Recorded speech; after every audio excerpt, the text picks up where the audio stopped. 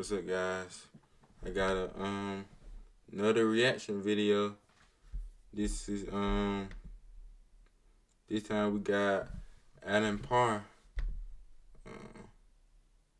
7 amazing powers you will have in heaven. Let's check it out. One day, the Bible teaches that you and I are going to inherit a Hope y'all glorified or resurrected good day. body. But what exactly will we be able to do with this body? What will this body be like? And how will that body be different from the body that we have right now?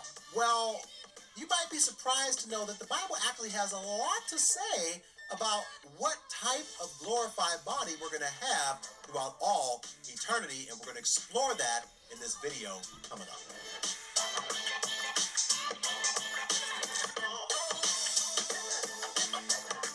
Hey, my friend, welcome back to another video inside of our series, Church Gone Wild, a modern-day look at the wildest church ever.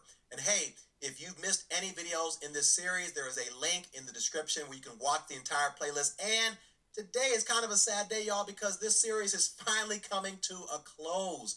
This is the final video that we're going to do in this series, and I really hope that you guys enjoyed it. And what a better way to end by talking about the types of bodies that we are going to inherit one day for all eternity. Now, as I mentioned earlier, the Bible does say a little bit more than we might think about the type of bodies we're going to have. And let's just start off with a general verse. 1 John 3, verse 2, it says, "Dear friends, we are already God's children, but he has not yet shown us what we will be like when Christ appears. But we do know that we will be like him, for we will see him as he really is." So even though the Bible doesn't give a ton of detail about these glorified bodies, we do know that whatever body we have then is going to be similar to the type of body that Jesus had after he rose from the dead. So I want to give you 7 things that I believe will characterize our glorified bodies. Number 1, you and I will actually have an actual body. All right, notice what it says here. Look at my hands. Look at my feet. Jesus says, you can see that it's really me. Touch me and make sure that I am not a ghost, because ghosts don't have bodies, as you see that I do. As he spoke, he showed them his hands and his feet. So this idea that we're going to be in heaven and we're going to be like a soul where we can't hug each other, we're just going to hug right through, we're going to float around like angels. No. The Bible says that you and I are going to have an actual body, like a recognizable body. When Jesus rose from the dead, they were able to recognize him because he looked very similar to how he looked before he was crucified. So first and that's foremost, what I wanted to I wonder when we in heaven, will we still look the same? Sometimes I still have questions like, will my hair look the same or whatever when I'm in heaven? But guess so, the scripture. We are going to have a body, and the body is going to be our body. It's not going to be a new body. It's going to be our bodies that we have right now. The second thing that we see is that our bodies will be imperishable, and this is where we come to 1 Corinthians chapter 15. For our dying bodies must be transformed into bodies that will never die. Our mortal bodies must be transformed into immortal bodies. Use your imagination. Imagine having a body that is not susceptible to decay or aging or anything like that, because it's not perishable. It's fit for all eternity. So Mr. Osteen, with all due respect, you've got it wrong, because you cannot live your best life here now, because our best life is yet to come. And that is a life where we're going to have a body that is not susceptible to any sort of decay or aging or pain. And that leads me to this next point. You will have a powerful body.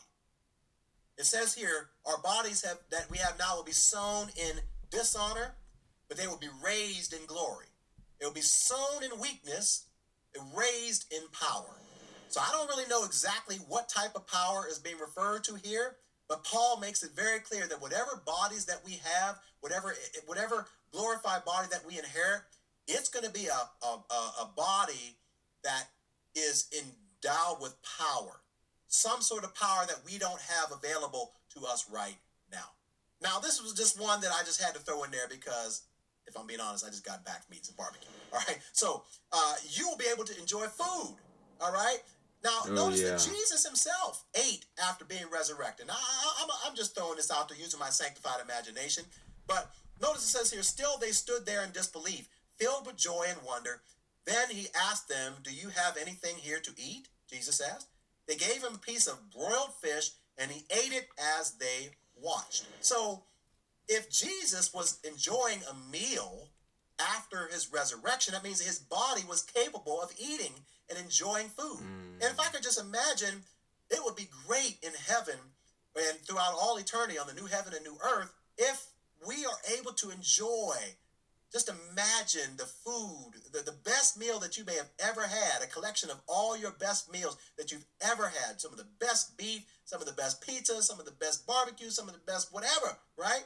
And you're enjoying this, and your body is able to enjoy this food as it was intended throughout all eternity. Wouldn't that be a cool aspect of our glorified body? But number 5, and this is probably one of my favorite ones, you will have a body devoid of pain.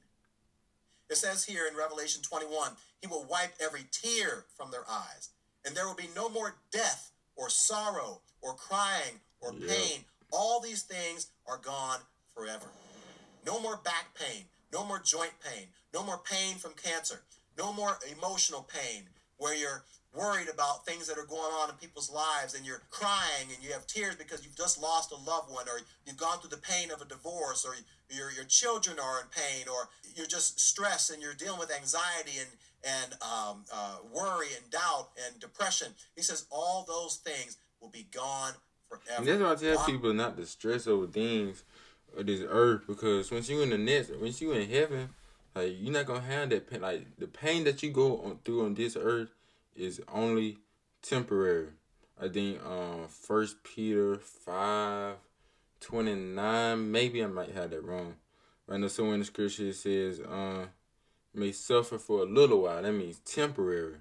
So the pain that you go on this earth is only temporary. And in this earth, like you're gonna be there forever, no pain, nothing but joy, because you're gonna be with the Lord in your glorified body. You know? Like I tell people all the time, like don't stress over. I don't know why people, like especially us as a church, stress over temporary things like our job and school, stuff like that. Why?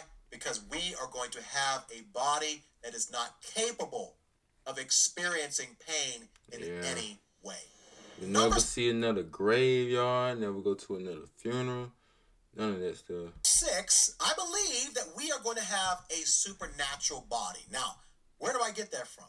Well, there's a couple times in the Gospels after Jesus rose from the dead that he did some pretty cool things with his body. Notice it says here in John chapter 20, that Sunday evening, the disciples were meeting behind locked doors. Oh, yeah. Because they were afraid of the Jewish leaders. Suddenly, Jesus just stood there among them. He just rolled up there. All right? And he said, yo, peace be with you. Right? Like, here these guys are. They're afraid. They're hiding in a room. I'm going to make a bold statement and say that doing a TEDx talk is going to be the most transformative and uplifting experience. And all of a sudden, Jesus just pops in behind locked doors and somehow just went straight through the door with his new glorified body in their presence. Like, yo, peace, what's up? Right? But that's not the only time it happened. A few verses later, 8 days later, the disciples were together again, and this time Thomas was with them. The doors were locked. But suddenly, as before, Jesus was standing there among them. Yo, peace be with you, right? Like, can you just imagine having a body that you can transport from one place to the other? You're not limited by time and space and gravity, that you can literally transport yourself from one point of the earth to another point of the new earth, right? Like, I don't know, I'm just using my imagination, but that would be cool. And it seems there seems to be some sort of supernatural element to our glorified bodies that we obviously don't have now. But here's the 7th and final thing that I think is going to characterize our glorified bodies, that we will be able to have divine knowledge. Notice what it says here in 1 Corinthians 13. Now we see things imperfectly, like puzzling reflections in a mirror. But then we will see everything with perfect clarity. All that I know now is partial and incomplete.